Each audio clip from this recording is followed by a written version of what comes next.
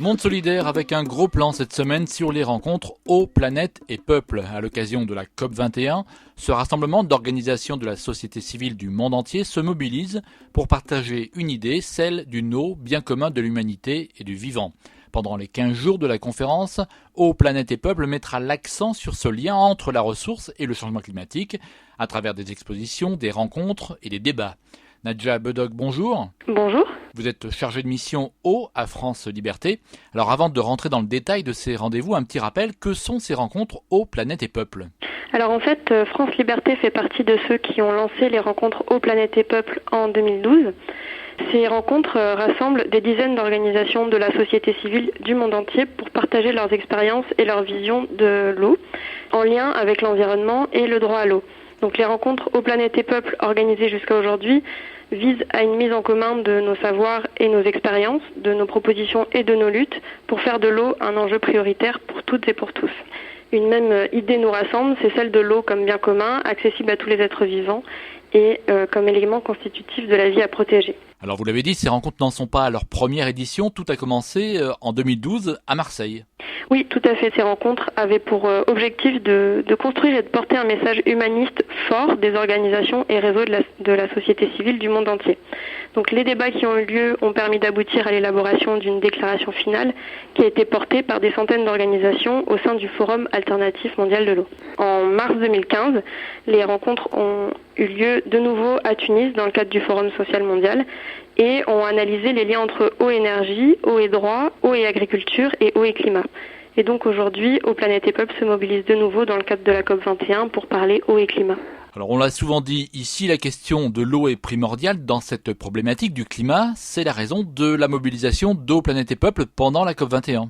Oui, tout à fait. En réalité, c'est lors des rencontres Eau, Planète et Peuple à Tunis que la nécessité d'approfondir nos connaissances et d'amplifier nos actions sur les liens entre eau et climat nous est apparu essentiel. C'est deux constats qui nous ont amenés à approfondir cette thématique. Le premier, c'est que le changement climatique est intrinsèquement lié à l'eau, tant par ses causes que par ses conséquences. Les conséquences, nous les connaissons tous. Sécheresse, désertification, inondations et autres catastrophes climatiques sont toutes liées au surplus ou à la pénurie d'eau. En ce qui concerne les causes du changement climatique, en revanche, notre gestion de l'eau est rarement considérée comme un des facteurs du changement climatique. Et pourtant, en déforestant, en imperméabilisant les sols, en surexploitant les nappes phréatiques pour des usages industriels ou énergétiques, ou en pratiquant l'agriculture intensive, nous asséchons et appauvrissons nos sols et nous perturbons le cycle de l'eau. Le deuxième constat qui nous a amené à nous pencher sur cette thématique, c'est que partout dans le monde, des alternatives urbaines, agricoles, énergétiques ou industrielles respectueuses du cycle de l'eau et du climat existent et se multiplient.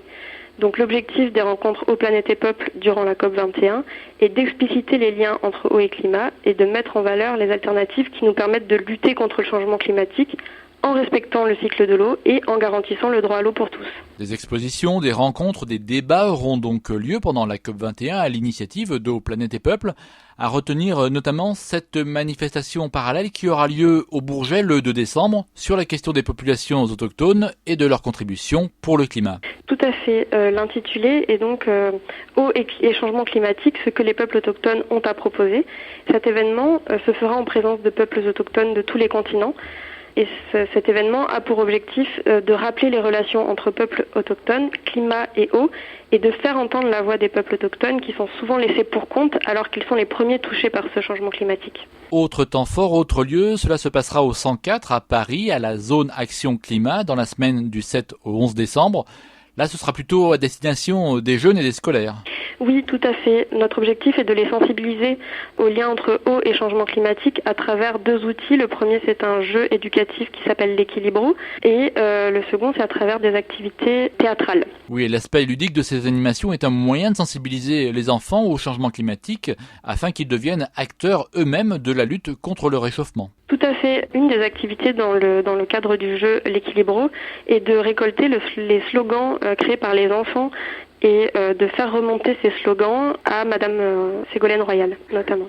Alors beaucoup de conférences, de débats sur cette question du lien entre eau et climat, notamment au sommet citoyen pour le climat qui se tiendra à Montreuil et au pavillon de l'eau à Paris. Oui, donc effectivement, on organise des conférences au pavillon de l'eau à Paris et à Montreuil.